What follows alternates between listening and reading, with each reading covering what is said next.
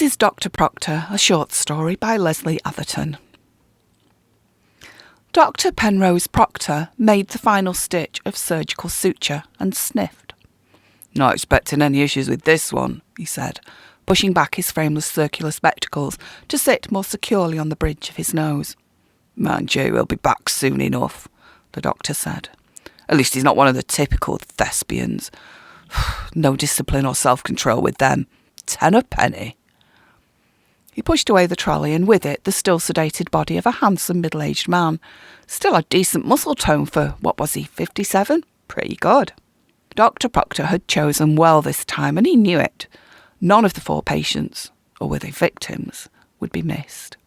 "I apologise," he sang, "but the ayatollah.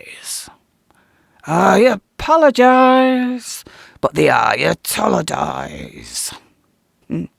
More word games, more rhymes and puns were stuck securely inside his head.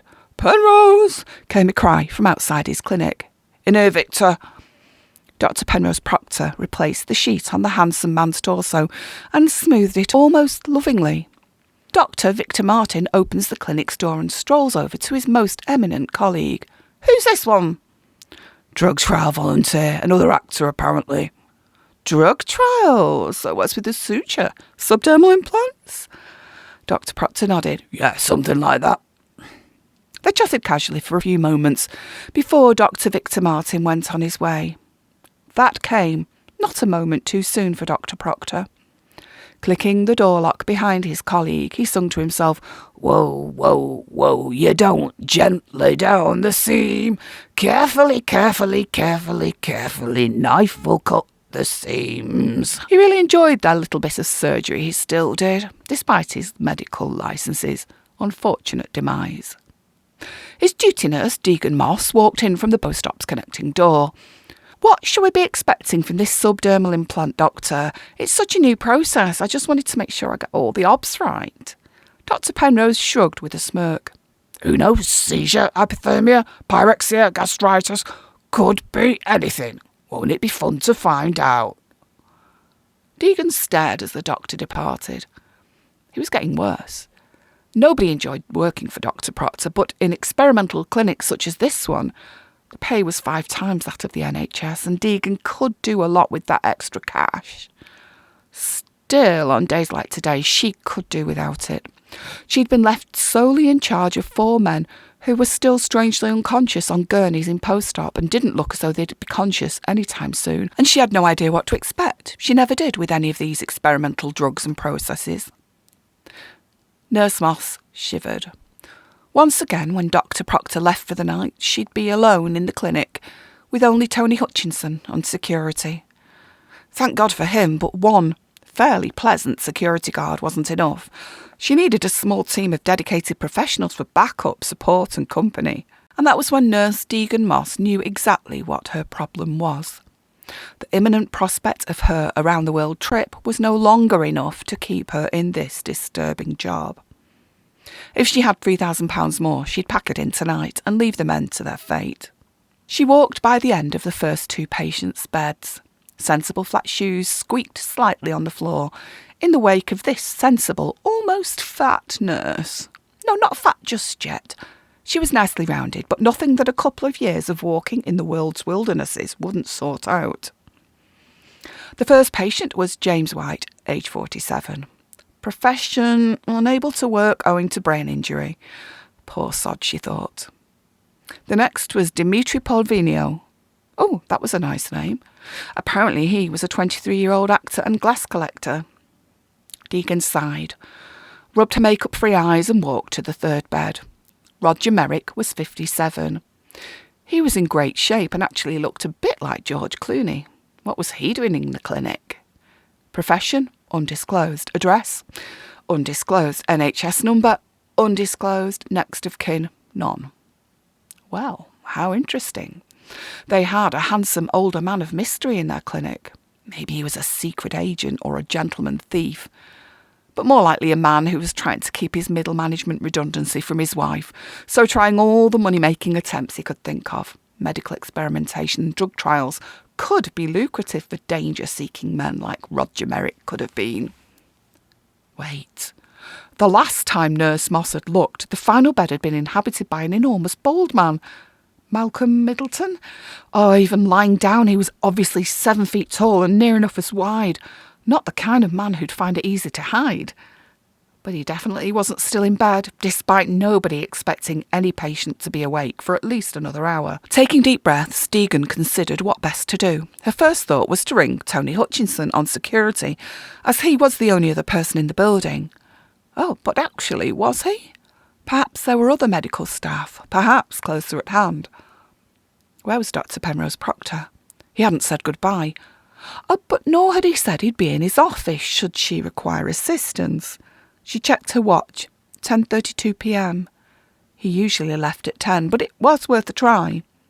She rushed to his office and entered without knocking. What she saw would stay with her for the remainder of her amazing life.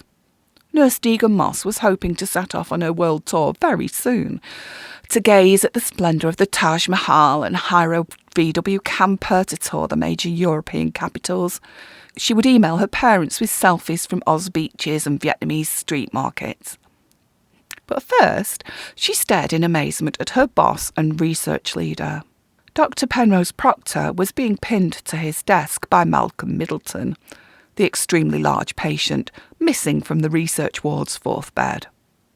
Malcolm was sitting astride the doctor, holding down both of the doctor's arms in just one of his massive hands, with the other hand's incredible grip and size.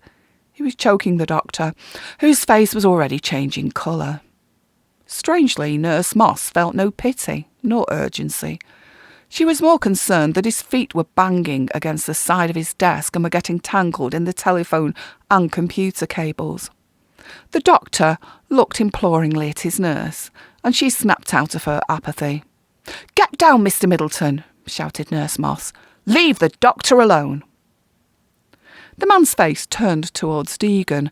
The rage-filled expression dissipated in 2 or 3 seconds. His hands loosened their grip, and he meekly removed himself from the table and from Dr. Penrose Proctor. "I'm sorry, nurse," Mr. Middleton said, almost in tears. His voice was far higher in pitch than the nurse had expected. "I don't know what came over me. I feel crazy. Is it this?" he asked, pointing to the dressing on his arm. The nurse shrugged and led him gently to a large armchair. "I don't know, Mr. Middleton.